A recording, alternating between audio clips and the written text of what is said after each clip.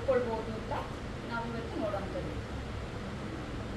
So ನಾನು ಇವಾಗ 3 ಭಾಗ ಇದೆ ಕಿವಿಯಲ್ಲಿ ನಮಗೆ 3 ಭಾಗ ಇರ್ತವೆ. ಹೊರಗಡೆದು ಈ 3 ಲೈನ್ ಕಾಣಿಸ್ತಾ ಇದೆ, ಬೇರೆ ಬೇರೆ ಕಲರು, ನೀಲಿ, ಹಸಿರು ಮತ್ತು ಯೆಲ್ಲೋ ಕಲರ್, ಹಳದಿ ಬಣ್ಣ. ಇಷ್ಟು ಇರೋದು ಕಿವಿಯ ಹೊರಗಡೆ ಕಿವಿ ಅಂತ ಹೇಳ್ತೀವಿ ನಾವು. 3 ಭಾಗದಲ್ಲಿ ಇದನ್ನ ಹೊರಗಡೆ ಕಿವಿ, ಇದು ಮಧ್ಯ ಕಿವಿ ಮತ್ತು ಇದು ಒಳ ಕಿವಿ, ಆಯಿತಾ. ಸೊ ಮೇಜರ್ ಆಗಿ ಶಬ್ದದಿಂದ ಬರುವ ತೊಂದರೆಗಳು ನಿಮಗೆ ಈ ರೀಜನ್ಗೆ ಮಧ್ಯ ಕಿವಿ, ತಮಟೆ ಮತ್ತು ಮಧ್ಯ ಕಿವಿ ಹಾಗೂ ನಿಮ್ಮದು ಒಳಗಡೆ ಕಿವಿ.